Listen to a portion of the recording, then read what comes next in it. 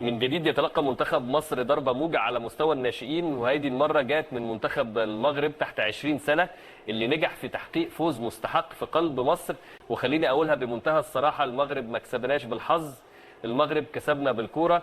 يا ودي الكرة المغربية ما شاء الله راها في تقدم، ها هما الأوفا في مصر وعياو بالمصريين وهذاك المدرب العالمي. المصريين ما عندي فين نمشي بكم، ها المصريين المغاربة هذوك دقدقوكم في كل الفئات. اليوم لعبتوا في مصر عطاو قتلة، جابوا لكم ستة وضامة. المهم في لي كاتيجوري كاملين وش بقى لهم؟ جو نسي با واش ما نجمش نعرف، ولكن باش تقول لي ممكن غيروا منا ما قلتش بصح لا احنا حكيت غير. ما احنا قالنا مليح كي نغيروا عليهم هكذا، احنا قالنا نغيروا عليهم في هذه. صح. ماذا بينا احنا كيما تلعب ليكيب مصر كيما لي كلوب، الشعب واحد، سي لي ميم اللي يروحوا براتيكمون. مدوا ليكزومبل مليح في لي كلوب في ليكيب ناسيونال. من جديد يتلقى منتخب مصر ضربة موجة على مستوى الناشئين، وهذه المرة جاءت من منتخب المغرب تحت 20 سنة اللي نجح في تحقيق فوز مستحق في قلب مصر. وخليني أقولها بمنتهى الصراحة، المغرب ما كسبناش بالحظ، المغرب كسبنا بالكورة. من أول دقيقة المنتخب المغربي كان أكثر تنظيما، أكثر تركيزا، والأهم أكثر جوعا للفوز. اللعيبة نازلة عارفة قيمة التيشيرت اللي لابسينه، وده فرق كبير جدا عن منتخبنا اللي ظهر عليه الارتباك وعدم القدرة على التعامل مع الضغط. مفيش شك ان في ازمة في منظومة الناشئين عندنا.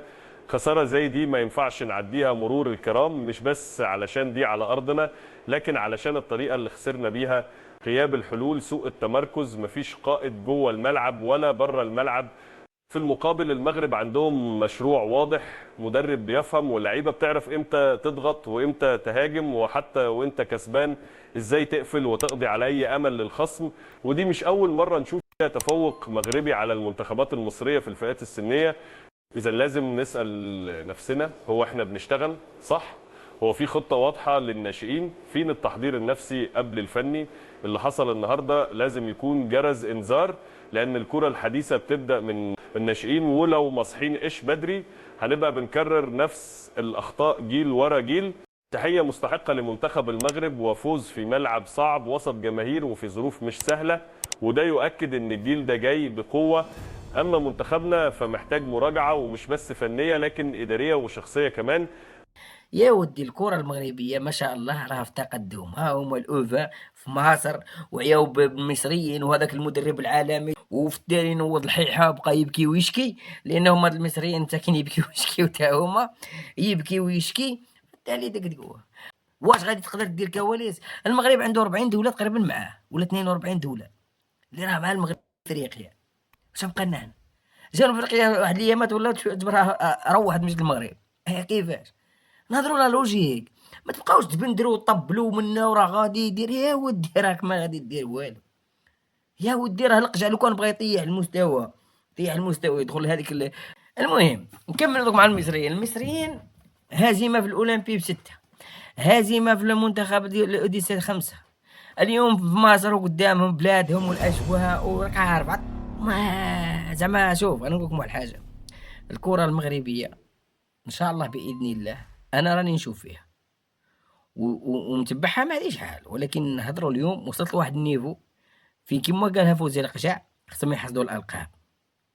يعني بهذا المستوى جابوا المركز الثالث، الميداليه برونزيه ما شاء الله. اول مره في التاريخ دوله عربيه ولا توصل الاولمبياد لهذا النيفو هذا وتدي ميداليه برونزيه. زيد الاوديسات الاوفا هذو مشاو لكاس العالم طلعوا الدوزيام تور. الاوديسات الاوديسات هما طلعوا الدوزيام تور، هو الاوديسات لعبوا النهائي كاس كاس افريقيا ما داوهاش. وهذه المره هذه بهذا المستوى العالي اللي راه عندهم قادرين يلعبوا لك هاد كيسان افريقيا ويديوه، لان المستوى عندهم كبير. الاولمبياد دا كاس افريقيا ديجا، مي هادو قادرين. حنا مشينا نلعبوا مع تونس 1-0، جينا نلعبوا مع مصر قلنا نرقعوا شويه عطاونا جوج. راه كارثه تخسر مع المغرب ب4 ولا 5، راه تعرف ولا وماشي تخسر قانون، تخسر صحه، تخسر لعب، تخسر كوره. بهذا المستوى اللي شفتو انا ديال هاد الصغار تخسر كوره. مو الاوفان ما نهضرش عليهم، الاوفان راه غادي ياكلوهم محترفين وهارب النيفو والناس متكونه في مدارس عاليه الثروه هذاك ما شاء الله، الاوديسات ما شاء الله. كاين واحد 10 عود ما شاء الله. لعابه خرجوا المقابلات ديالهم. هما ربحوا مقابله في مصر، خلاهم يبكي، والحكم مدرب غادي عند الحكم يتقاتل. جو نسي با واش ما نجمش نعرف، ولكن باش تقول لي ممكن غيروا منا ولا كي احنا معمر ما قلتش بصح مليح احنا كي تغير. ما احنا قالنا مليح كي نغيروا عليهم، هكذا احنا قالنا نغيروا عليهم في هذه. ماذا بينا احنا كيما تلعب ليكيب نصر كيما لي كلوب، الشعب واحد، سي لي ميم اللي يروحوا براتيكمون. مدوا ليكزومبل مليح في لي كلوب في ليكيب ناسيونال. انت لعبت فيه مواجهه صعبه، بتلعب قدام المغرب. يمكن صعوبه الماتش النهارده كريم هو الفرق ما بين الفرقتين، الفرق ما بين سكواد. بتتكلم في سكواد المغرب كله ما شاء الله بيلعب في اوروبا باستثناء 5 لاعبين فقط هم من الدوري المحلي، قصاد الناحيه الثانيه احنا بنتكلم ان مفيش ولا لعيب عندنا محترف باستثناء 2، اذا كان طبعا عمرو خالد بيبو وطبعا عمر خضر. فاحنا بنتكلم على ان في فرقه جاهزه جدا جدا، عندها لعيبه في اوروبا، عندها لعيبه اكيد عندها خبرات كبيره جدا من التعامل في الحاجات اللي زي دي. بس انا دايما بقول يا كريم ان في الماتشات اللي زي دي خصوصا بين مصر والمغرب العامل النفسي بيفرق بشكل كبير، علشان خاطر كلنا عارفين ان ده ديربي ما بين مصر وما بين المغرب. نتائجنا سيئه جدا الفتره اللي فاتت مع المغرب في كل المراحل العمريه، عندنا اخطاء غريبه جدا واخطاء صعبه جدا دايما، لا في الدقائق الاخيره يا الا اخطاء من عند عبد المنعم تامر، نظرا لقوه المنتخب المغربي اللي جاب في البطوله دي لحد النهارده 7 اهداف، 3 في تونس و3 في اول مباراه، وفي مباراه سيراليون قدر ان هو يتغلب بهدف.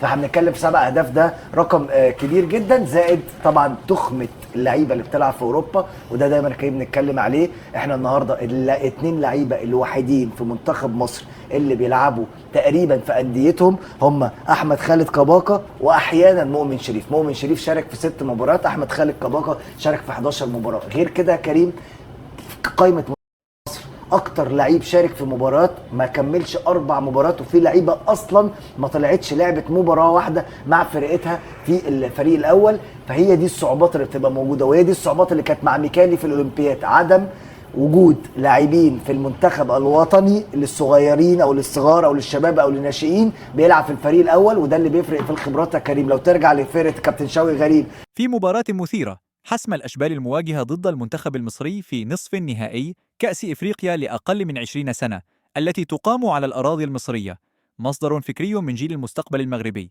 تمريرات ذكية، لمسات ساحرة، وقتالية لا توصف. أما المنتخب المصري فظهر مرتبكا وفشل في مجاراة إيقاع المغاربة خصوصا في الشوط الثاني.